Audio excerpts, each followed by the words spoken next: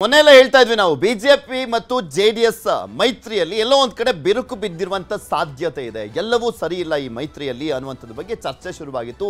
ಅದಕ್ಕೆ ಪುಷ್ಟಿ ನೀಡುವಂತೆ ನಿನ್ನೆ ಅಷ್ಟೇ ನಿಖಿಲ್ ಕುಮಾರಸ್ವಾಮಿ ಅವರು ಮಾತನಾಡ್ತಾ ಇದ್ರು. ಸಮನ್ವಯ ಸಮಿತಿ ರಚನೆ ಆಗಬೇಕು ಅನ್ನುವಂಥ ನಿಟ್ಟಿನಲ್ಲಿ ಮಾತನಾಡಿದ್ರು. ಈಗ ಜೆಡಿಎಸ್ನ ಜೆಡಿಎಲ್ಪಿ ನಾಯಕ ಸುರೇಶ್ ಬಾಬು ಕೂಡ ಮಾತನಾಡಿದ್ದಾರೆ. ಬಿಜೆಪಿ ನಾಯಕರ ವಿರುದ್ಧ ಜೆಡಿಎಸ್ ಅಸಮಾಧಾನವನ್ನು ವ್ಯಕ್ತಪಡಿಸಿರುವಂಥದ್ದು. ಜೆಡಿಎಲ್ಪಿ ನಾಯಕ ಸುರೇಶ್ ಬಾಬು ಅಸಮಾಧಾನವನ್ನು ವ್ಯಕ್ತಪಡಿಸಿದ್ದಾರೆ. ಎರಡು ಪಕ್ಷಗಳ ನಡುವೆ ಸಮನ್ವಯತೆ ಇಲ್ಲದಂತಾಗಿದೆ. ಇವತ್ತಿನ ಬಿಜೆಪಿ ಹೋರಾಟಕ್ಕೆ ನಮಗೆ ಮಾಹಿತಿನೇ ಇಲ್ಲ. ಎಚ್ಡಿಕೆ ಯಾರಿಗೂ ಮಾಹಿತಿ ಕೊಟ್ಟಿಲ್ಲ.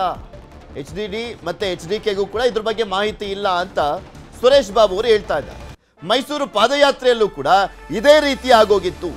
ಬಿಜೆಪಿ ಜೆಡಿಎಸ್ ಮೈತ್ರಿಯನ್ನ ಜನತೆ ಒಪ್ಪಿಕೊಂಡಿದ್ದಾರೆ. ಒಟ್ಟಾಗಿ ಹೋದ್ರೆ ಸರ್ಕಾರದ ವಿರುದ್ಧ ಸಮರ್ಥ ಹೋರಾಟವನ್ನ ಮಾಡಬಹುದು ಅಂತ ಸುರೇಶ್ ಬಾಬು ಅವರು ಅಭಿಪ್ರಾಯವನ್ನು ವ್ಯಕ್ತಪಡಿಸಿದ್ದಾರೆ. ಸುದ್ದಿಗೋಷ್ಠಿಯಲ್ಲಿ ಬಿಜೆಪಿ ನಾಯಕರ ವಿರುದ್ಧ ಅಸಮಾಧಾನವನ್ನು ವ್ಯಕ್ತಪಡಿಸಲಾಗಿದೆ. ನಿನ್ನೆ ಅಷ್ಟೇ ಸುದ್ದಿಗೋಷ್ಠಿಯನ್ನು ಮಾಡಿದ್ರು ನಿಖಿಲ್ ಕುಮಾರಸ್ವಾಮಿ ಅವರು ಕೂಡ ಅಸಮಾಧಾನವನ್ನು ವ್ಯಕ್ತಪಡಿಸಿದ್ರು. ಅದರ ಬೆನ್ನಲ್ಲೇ ನೆಕ್ಸ್ಟ್ ಡೇನೆ ಇವತ್ತು ಸುರೇಶ್ ಬಾಬು ಅವರು ಅಸಮಾಧಾನವನ್ನು ವ್ಯಕ್ತಪಡಿಸಿದ್ರು. ಬಿಜೆಪಿಯವರು ಇವತ್ತು ನಮ್ಮನ್ನು ಯಾರನ್ನು ಕರೆದ ರೀತಿಯಲ್ಲಿ ಈ ಹೋರಾಟಕ್ಕೆ, ಈ ಬೆಲೆ ಏರಿಕೆ ವಿಚಾರದಲ್ಲಿ ನಮ್ಮನ್ನ ಎಲ್ಲೋ ಒಂದ್ ಕಡೆ ಕಡೆಗಣಿಸ್ತಾ ಇರತಕ್ಕಂಥದ್ದು ಸರಿಯಲ್ಲ ಅಂತಕ್ಕಂಥದ್ದು ನನ್ನ ಭಾವನೆ. ಒಂದು, ಎರಡೂ ಪಕ್ಷದವರು ಒಂದು ಕೋಆರ್ಡಿನೇಷನ್ ಸಮಿತಿ ಮಾಡಿಕೊಂಡು ಇವತ್ತು ಈ ಸರ್ಕಾರ ಮಾಡ್ತಾ ಇರ್ತಕ್ಕಂಥ ನ್ಯೂನ್ಯತೆಗಳನ್ನ ಎತ್ತಿಡಿದ್ರೆ ಖಂಡಿತ ಇದು ಜನಗಳಿಗೆ ತಲುಪಿಸ್ಲಿಕ್ಕೆ ಸಾಧ್ಯ. ಇವರೇನಾದ್ರೂ ಕೂಡ ಈ ಸಂದರ್ಭದಲ್ಲಿ ಈ ಸರ್ಕಾರದಲ್ಲಿ ಈ ತರ ಅವ್ಯವಹಾರ ಆಗ್ತಾ ಇದೆ, ನಮಗೆ ಮುಂದೆ ಹೆಂಗಿದ್ರು ಕೂಡ ನಮಗೆ ಆಗ್ತದೆ ಅಂದ್ರೆ ಅದು ಸರಿಯಾದ ಬೆಳವಣಿಗೆ ಅಲ್ಲ. ಅದನ್ನ ದಯಮಾಡಿ ತಮ್ಮ ಮನಸ್ಸಲ್ಲಿ ಇಟ್ಕೊಂಡು ಇವತ್ತು ಎರಡೂ ಪಕ್ಷದ ವರಿಷ್ಠನ ಸೇರ್ಕೊಂಡು ಇದಕ್ಕೆ ಒಂದು ಕೋಆರ್ಡಿನೇಷನ್ ಸಮನ್ವಯ ಸಮಿತಿಯನ್ನ ಮಾಡಬೇಕು. ಇತ್ತೀಚೆಗೆ ನಾವು ಕಳೆದ ಲೋಕಸಭಾ ಚುನಾವಣೆ ಸಂದರ್ಭದಲ್ಲಿ ಒಂದು ಮಿತ್ರತ್ವವನ್ನ ಇವಾಗ ತಾನೇ ಒಂದು ಸಂಬಂಧವನ್ನ ನಾವೇನೋ ಬೆಳೆಸ್ಕೊಂಡಿದ್ದೇವೆ. ಸಮನ್ವಯತೆ ಅಂತಕ್ಕಂಥದ್ದು ಸ್ವಾಭಾವಿಕವಾಗಿ ನಮ್ಮ ಸ್ವಪಕ್ಷದಲ್ಲೂ ಕೂಡ ಒಂದೊಂದ್ಸಲಿ ನಾವು ಯಾರಿಗಾರು ಫೋನ್ ಮಾಡಿ ಕರೀಲಿಲ್ಲ ಅಂತ ಹೇಳಿದಾಗ ಅವರು ಕೂಡ ಎಷ್ಟೋ ಸಲ ಟರ್ನ್ಔಟ್ ಆಗ್ಲಿಕ್ಕಿಲ್ಲ.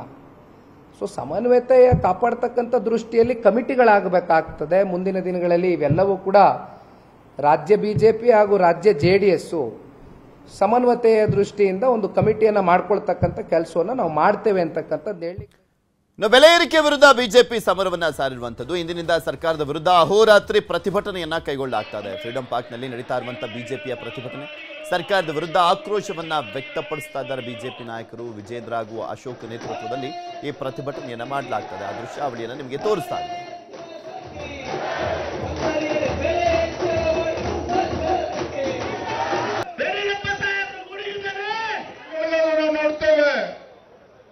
ಯಾವ ಪತ್ರಿಕೆಗಳಲ್ಲಿ ನೋಡಿದ್ರೆ ಜಾಹೀರಾತುಗಳನ್ನು ನಾವು ನೋಡ್ತೇವೆ. ಏನಿದೆ ಜಾಹೀರಾತು?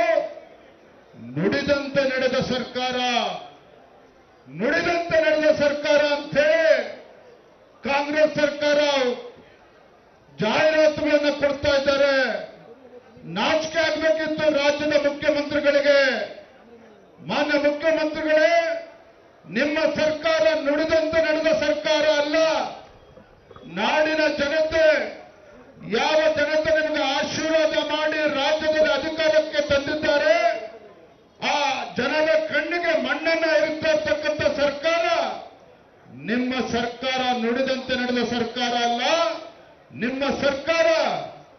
ಸಿದ್ದರಾಮಯ್ಯ ನೇತೃತ್ವದ ಕಾಂಗ್ರೆಸ್ ಸರ್ಕಾರ ಇದು ಎಡವಿರ್ತಕ್ಕಂಥ ಸರ್ಕಾರ, ಎಡವಿರ್ತಕ್ಕಂಥ ಸರ್ಕಾರ.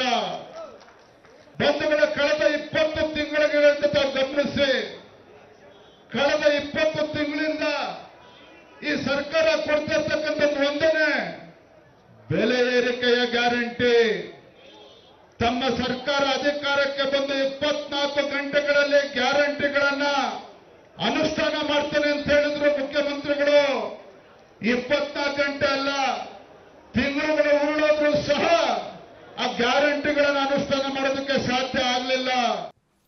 ಇದ್ರ ಬಗ್ಗೆ ಇನ್ನಷ್ಟು ಮಾಹಿತಿಯನ್ನ ಕೊಡ್ತಾ ಹೋಗ್ತಾರೆ ನಮ್ಮ ಪ್ರತಿನಿಧಿ ಕೃಷ್ಣ. ನಮ್ಮ ಜೊತೆ ದೂರವಾಣಿ ಸಂಪರ್ಕದಲ್ಲಿ ಜಾಯ್ನ್ ಆಗ್ತಾರೆ. ಕೃಷ್ಣ, ಬೆಲೆ ಏರಿಕೆಯ ವಿರುದ್ಧ ಬಿಜೆಪಿಯವರು ಪ್ರತಿಭಟನೆಯನ್ನ ಮಾಡ್ತಾ ಇದ್ದಾರೆ. ಯಡಿಯೂರಪ್ಪನವರು ಕೂಡ ಸಾಥ್ ಕೊಟ್ಟಿದ್ದಾರೆ. ಇದೇ ಸಂದರ್ಭದಲ್ಲಿ ಜೆಡಿಎಸ್ನವರು ಕೂಡ ಅಸಮಾಧಾನವನ್ನು ವ್ಯಕ್ತಪಡಿಸ್ತಾ ಇರುವಂತದ್ದು ಯಾವ ರೀತಿಯಾಗಿ ನಡೀತಾ ಇದೆ? ಸರ್ಕಾರದ ವಿರುದ್ಧ ಆಕ್ರೋಶವನ್ನು ವ್ಯಕ್ತಪಡಿಸ್ತಾ ಇದ್ದಾರೆ ಬಿಜೆಪಿ ನಾಯಕರು ಫ್ರೀಡಂ ಪಾರ್ಕ್ನಲ್ಲಿ.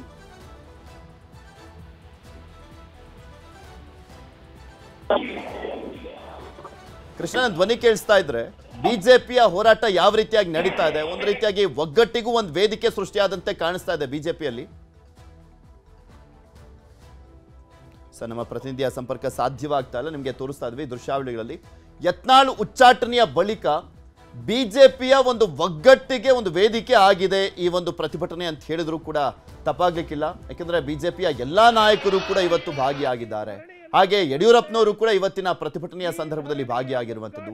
ನಾವೆಲ್ಲರೂ ಒಗ್ಗಟ್ಟಾಗಿದ್ದೇವೆ, ಕಾಂಗ್ರೆಸ್ ಪಕ್ಷದ ವಿರುದ್ಧ ಸರ್ಕಾರದ ವಿರುದ್ಧ ಆಕ್ರೋಶವನ್ನ ವ್ಯಕ್ತಪಡಿಸ್ತೇವೆ. ಇನ್ನು ಮುಂದೆ ಬಿಜೆಪಿ ಯಾವ ರೀತಿಯಾಗಿ ಸರ್ಕಾರವನ್ನ ಸಿಕ್ಕಾಕ್ಸುತ್ತೆ ಅನ್ನುವಂಥ ರೀತಿಯಾದಂಥ ಒಂದು ಮೆಸೇಜ್ ಅನ್ನ ಪಾಸ್ ಮಾಡಲಿಕ್ಕೆ ಮುಂದಾದಂತೆ ಕಾಣಿಸ್ತಾ ಇದೆ. ಇವತ್ತಿನ ಹೋರಾಟ ಆ ಒಂದು ದಿಕ್ಕಿನಲ್ಲೂ ಕೂಡ ಪಕ್ಷದ ಕಾರ್ಯಕರ್ತರಲ್ಲಿ ಮತ್ತಷ್ಟು ಹುಮ್ಮಸ್ಸನ್ನ ತುಂಬುವಂತ ನಿಟ್ಟಿನಲ್ಲೂ ಕೂಡ ಒಂದು ವೇದಿಕೆ ಆಗಿದೆ ಅಂತ ಹೇಳಿದ್ರೆ ತಪ್ಪಾಗ್ಲಿಕ್ಕಿಲ್ಲ. ಇವತ್ತು ವಿಜೇಂದ್ರ ಅವರು, ಅಶೋಕ್ ಅವರು, ಹಾಗೆ ವಿಧಾನ ಪರಿಷತ್ನ ನಾಯಕರಾಗಿರುವಂಥ ಛಲವಾದಿ ನಾರಾಯಣ ಸ್ವಾಮಿ ಸೇರಿದಂತೆ ವಿಧಾನ ಪರಿಷತ್ನ ಸದಸ್ಯರುಗಳು, ವಿಧಾನಸಭೆ ಶಾಸಕರುಗಳು ಎಲ್ಲರೂ ಕೂಡ ಭಾಗಿಯಾಗಿದ್ದಾರೆ.